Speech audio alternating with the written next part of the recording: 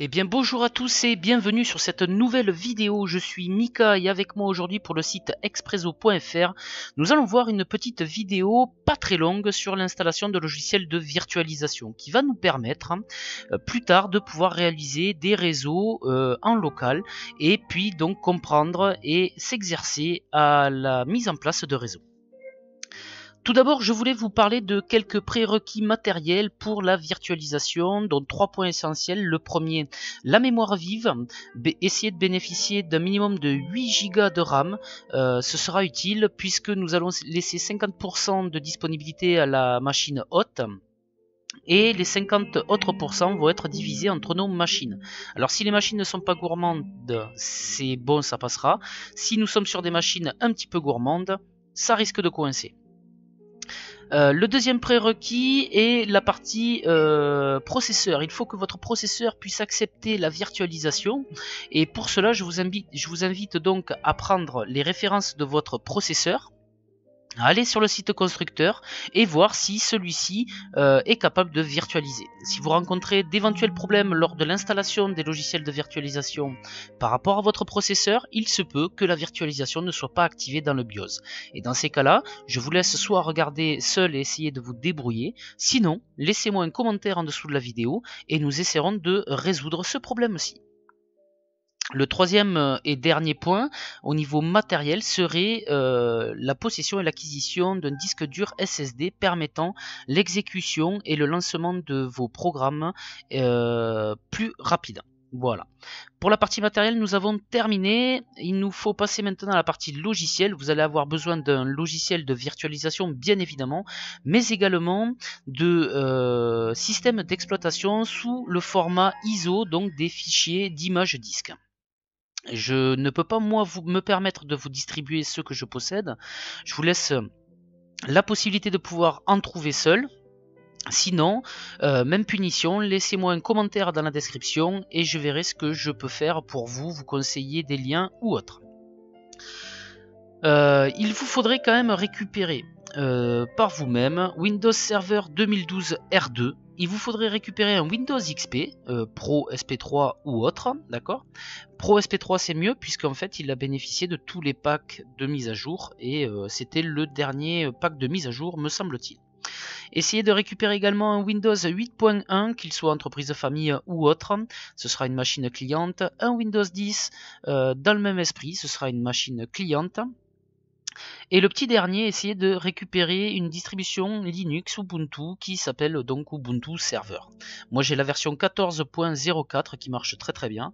Donc vous allez sur Google, vous tapez Linux Ubuntu Server et en principe vous irez directement sur le site officiel pour pouvoir télécharger cette image. Une fois que vous avez tout ça, que votre matériel est adapté à la virtualisation, il ne nous reste plus qu'à installer le logiciel de virtualisation. Le logiciel que j'ai choisi aujourd'hui s'appelle VirtualBox, il est édité et distribué par la société Oracle.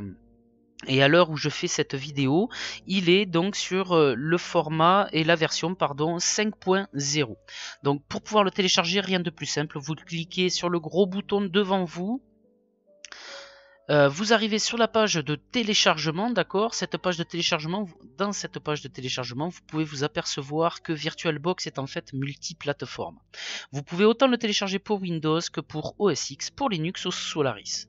Si vous êtes dans le même cas que moi, nous sommes sous Windows, on va cliquer sur ce lien pour pouvoir télécharger le fichier. Moi je ne vais pas cliquer, mais vous cliquez, moi il est déjà téléchargé si vous voyez ici en bas. Une fois que vous avez téléchargé votre fichier, vous en aurez à peu près pour 2 à 3 minutes. Si vous êtes dans le même cas que moi, on va cliquer directement sur exécuter.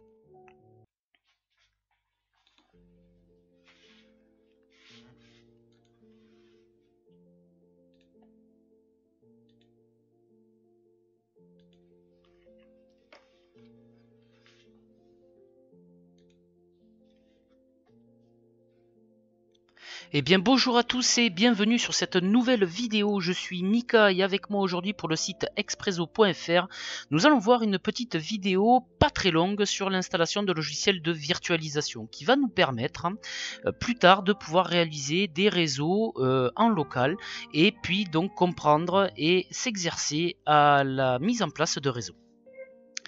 Tout d'abord, je voulais vous parler de quelques prérequis matériels pour la virtualisation, dont 3 points essentiels. Le premier, la mémoire vive. Essayez de bénéficier d'un minimum de 8 Go de RAM. Ce sera utile puisque nous allons laisser 50% de disponibilité à la machine hôte. Et les 50 autres pourcents vont être divisés entre nos machines. Alors si les machines ne sont pas gourmandes, c'est bon, ça passera. Si nous sommes sur des machines un petit peu gourmandes, ça risque de coincer. Le deuxième prérequis est la partie processeur. Il faut que votre processeur puisse accepter la virtualisation et pour cela je vous invite donc à prendre les références de votre processeur, à aller sur le site constructeur et voir si celui-ci est capable de virtualiser. Si vous rencontrez d'éventuels problèmes lors de l'installation des logiciels de virtualisation par rapport à votre processeur, il se peut que la virtualisation ne soit pas activée dans le BIOS. Et dans ces cas-là, je vous laisse soit regarder seul et essayer de vous débrouiller, sinon laissez-moi un commentaire en dessous de la vidéo et nous essaierons de résoudre ce problème-ci. Le troisième et dernier point au niveau matériel serait la possession et l'acquisition d'un disque dur SSD permettant l'exécution et le lancement de vos programmes plus rapide. Voilà. Pour la partie matérielle, nous avons terminé. Il nous faut passer maintenant à la partie logiciel. Vous allez avoir besoin d'un logiciel de virtualisation, bien évidemment, mais également de systèmes d'exploitation sous le format ISO, donc des fichiers d'image disque. Je ne peux pas moi me permettre de vous distribuer ce que je possède. Je vous laisse la possibilité de pouvoir en trouver seul. Sinon, même punition, laissez-moi un commentaire dans la description et je verrai ce que je peux faire pour vous conseiller des liens ou autres. Il vous faudrait quand même récupérer par vous-même Windows Server 2012 R2. Il vous faudrait récupérer un Windows XP, Pro, SP3 ou autre, d'accord. Pro SP3 c'est mieux puisqu'en fait il a bénéficié de tous les packs de mise à jour et c'était le dernier pack de mise à jour me semble-t-il. Essayez de récupérer également un Windows 8.1, qu'il soit entreprise famille ou autre, ce sera une machine cliente. Un Windows 10 dans le même esprit, ce sera une machine cliente. Et le petit dernier, essayez de récupérer une distribution Linux Ubuntu qui s'appelle donc Ubuntu Server. Moi j'ai la version 14.04 qui marche très très bien. Donc vous allez sur Google, vous tapez Linux Ubuntu Server et en principe vous irez directement sur le site officiel pour pouvoir télécharger cette image. Une fois que vous avez tout ça, que votre matériel est adapté à la virtualisation, il ne nous reste plus qu'à installer le logiciel de virtualisation. Le logiciel que j'ai choisi aujourd'hui s'appelle VirtualBox, il est édité et distribué par la société Oracle. Et à l'heure où je fais cette vidéo, il est donc sur le format et la version 5.0. Donc pour pouvoir le télécharger, rien de plus simple, vous cliquez sur le gros bouton devant vous. Vous arrivez sur la page de téléchargement, d'accord. Dans cette page de téléchargement, vous pouvez vous apercevoir que VirtualBox est en fait multiplateforme. Vous pouvez autant le télécharger pour Windows que pour OS X, pour Linux ou Solaris. Si vous êtes dans le même cas que moi, nous sommes sous Windows, on va cliquer sur ce lien pour pouvoir télécharger le fichier. Moi je ne vais pas cliquer, mais vous cliquez, moi il est déjà téléchargé si vous voyez ici en bas. Une fois que vous avez téléchargé votre fichier, vous en aurez à peu près pour 2 à 3 minutes. Si vous êtes dans le même cas que moi, on va cliquer directement sur exécuter. Le programme d'installation va se lancer. On va patienter un petit peu, le temps d'arriver sur la première fenêtre. Alors moi je suis déjà en virtualisation pour les biens de ce tutoriel, ça sera peut-être un peu plus rapide chez vous. Alors, première fenêtre, on clique sur Next, rien de bien compliqué. Ici, un ensemble de plugins qui va s'installer avec votre VirtualBox. Vous ne touchez à rien, d'accord? Ils sont tous importants. D'accord. Ici, vous avez la localisation, la destination de l'installation de votre programme. Vous pouvez sélectionner par Broyce la destination que vous voulez avoir pour votre programme, d'accord, sur votre disque dur.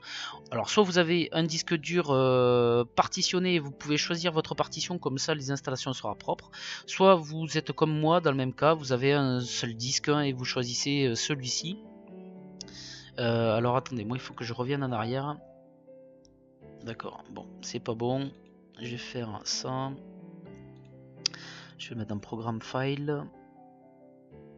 Ah, bon alors attendez. Je clique sur cancel, ça me remet moi directement le lien.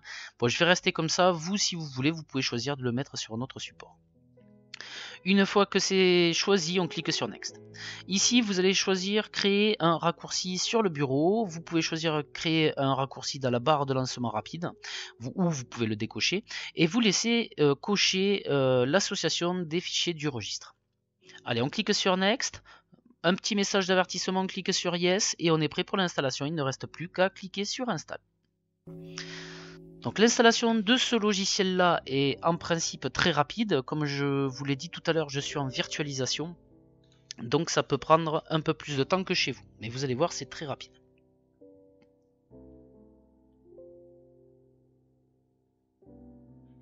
Alors ce message d'erreur, vous ne devriez pas l'avoir.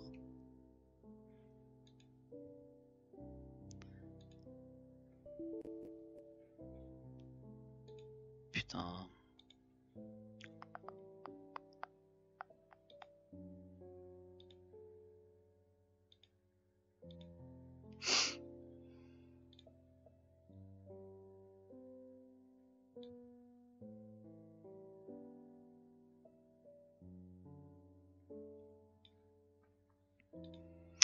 Alors je reprends.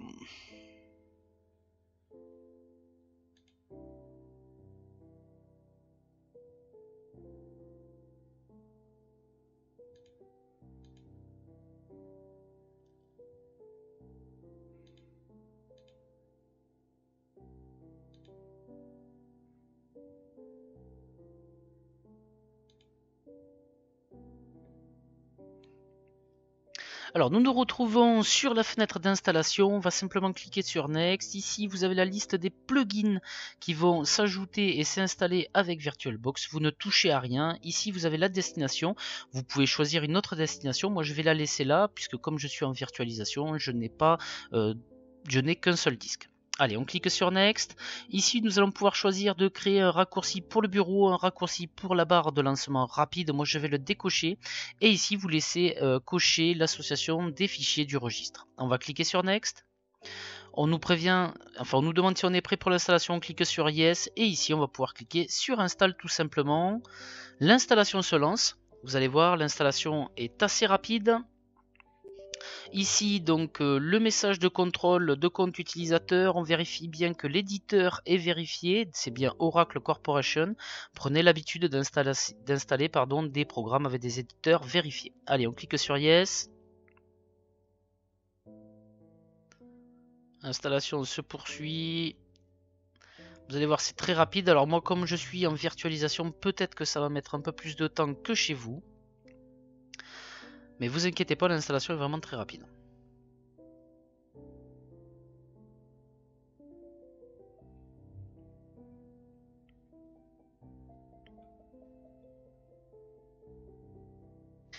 Alors, on nous demande si on veut installer le logiciel de périphérique, on clique sur installer. Un petit icône s'est créé sur notre bureau ici. Donc c'est parfait, l'installation arrive à son terme.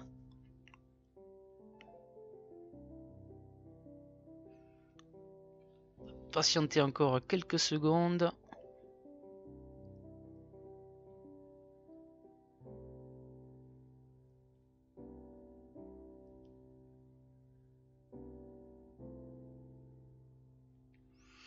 Les derniers drivers s'installent. Bon, ce qui est sûr, c'est que je peux vous assurer que ça sera quand même beaucoup plus rapide chez vous.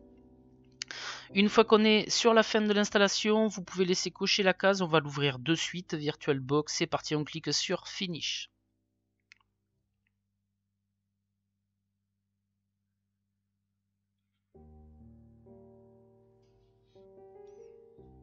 On patiente un peu, bon c'est un peu long. Voilà. Donc on se retrouve avec une fenêtre du programme VirtualBox. Donc vous voyez ici sur le dessus à gauche un petit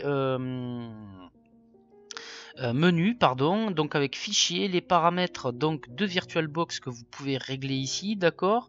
Ici le dossier des machines par défaut, c'est installé dans ces deux points avec l'intitulé VirtualBox VMS. Donc ça, je vous laisse regarder, changer ce que vous voulez changer, etc., etc. Ici, vous avez les options pour les machines. Nous, on n'a pas encore créé de machine, donc pour l'instant, c'est vide. Ici, le paramètre de LED, soit sous forme de sommaire, soit directement sur le site web de VirtualBox. Alors, nous allons passer à l'essentiel, la création d'une première machine. Ici, vous cliquez sur Nouvelle, et donc on va installer un XP, par exemple. Donc je vais définir ma machine, lui donner un nom, donc moi je vais l'appeler Windows XP. Vous voyez qu'automatiquement elle a pris le type Microsoft Windows. Si jamais le type ne correspond pas, vous allez dans la fenêtre déroulante et vous choisissez votre concepteur du système d'exploitation. Et ici la version, donc moi il s'est automatiquement mis sur XP 32 bits, en effet c'est un XP 32 bits, donc je vais choisir celle-ci. Vous aurez dans les résultats le choix entre 32 bits et 64 bits, d'accord. Moi je l'ai pas là, bon c'est la photo tutoriel. Voilà, je suis déjà sur une machine virtuelle et j'ai pas fait l'installation correctement du Windows 10. Mais bon, vous inquiétez pas, vous sélectionnez vous le système qui correspond. On clique sur suivant, ici on va allouer de la mémoire vive, donc ce que je vous disais tout à l'heure, c'est pour ça qu'il est important d'avoir de la mémoire vive, au minimum 8 Go comme je vous disais tout à l'heure, et on voit que le minimum recommandé ici est de 192 pour XP, donc il n'est pas très gourmand, on va laisser 192, ça nous permettra d'économiser sur cette machine et de pouvoir en donner un peu plus aux autres. Ici, donc, vous avez trois choix: de ne pas ajouter un disque dur virtuel, ici de créer un disque dur virtuel, et ici d'utiliser déjà un disque dur virtuel existant. VirtualBox, pour cette troisième option, crée quand vous installez une machine un disque dur virtuel en codage .vdi. Ce .vdi, ce disque dur, vous allez pouvoir le réutiliser pour faire des installations. D'accord ? On aura l'occasion, durant les tutoriels, de pouvoir revenir sur cette option. Nous, on va choisir de créer un disque dur virtuel. Ici, vous voyez, comme je vous disais, donc il va être fixé en .vdi, d'accord. On va pas changer l'option, on va rester comme ça. Et ici, en fait, je sais pas si vous vous êtes aperçu, est-ce que je peux déplacer la fenêtre, voilà.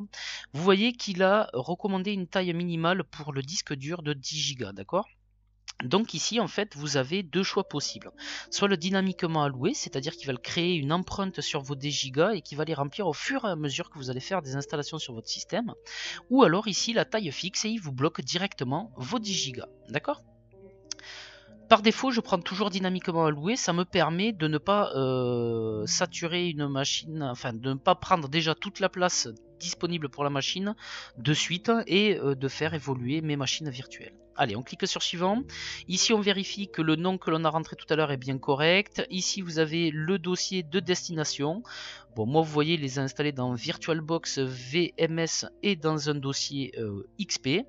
Je laisse comme ça, je clique sur enregistrer. Ici on choisit la quantité d'espace que l'on veut. Le minimum, comme vous avez vu tout à l'heure, est de 10. Moi je vais mettre 5 pour les bienfaits du tutoriel. Vous pouvez laisser sur 10 et on clique sur créer. La machine virtuelle est configurée, d'accord, mais le système n'est encore pas installé. Donc par rapport à votre machine virtuelle, on va aller dans l'onglet configuration pour faire quelques réglages dans la machine. Dans l'onglet configuration, paramètres, vous vous retrouvez avec une liste de onglets, dossiers, donc qui récapitule pour l'onglet général tout ce que l'on a rentré tout à l'heure. Pour l'onglet système, encore ce qu'on a inséré tout à l'heure en configuration et l'ordre d'amossage, donc le boot en fait. Donc là vous voyez, vous pouvez changer l'ordre du boot une fois que vos machines sont installées. Donc là on va démarrer sur le disque CD-ROM, on va dire entre guillemets, le disque optique, parce qu'en fait je vais aller chercher mon image ISO. Ici l'affichage, pour l'affichage, sachez que la virtualisation émulera toujours votre carte graphique et ne prendra pas les performances de votre carte graphique. Si vous avez décidé de jouer à des jeux vidéo en virtualisation, ben c'est raté. Pour la partie stockage, la partie qui va nous intéresser, on a donc créé, enfin VirtualBox a donc créé notre Windows XP.VDI qui sera notre disque dur. Maintenant, on va aller glisser dans le disque optique, là le petit CD-ROM, on va aller glisser notre image système. Donc je vais aller sélectionner Windows XP. Hop, il est là. Fichier ISO, mon XP il est là, donc je sélectionne, je clique sur ouvrir et là mon système d'exploitation est lié à mon disque dur.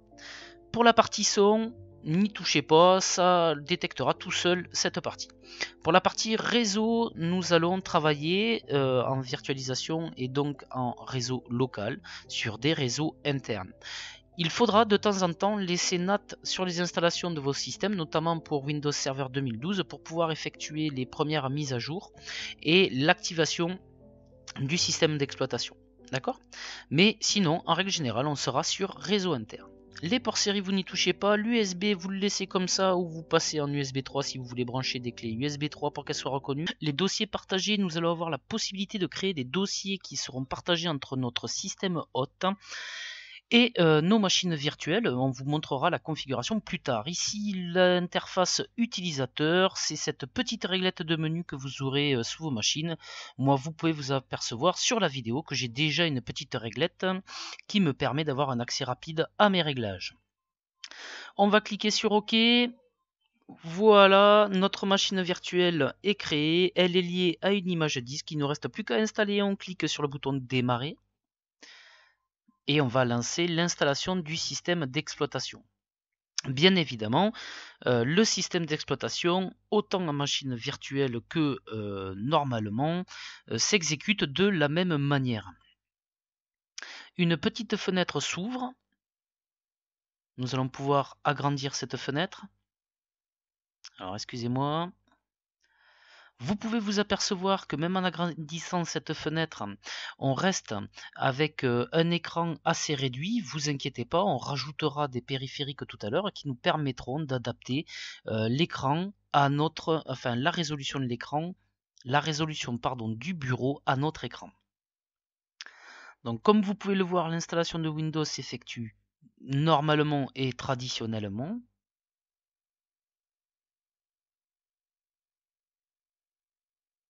On va patienter un peu.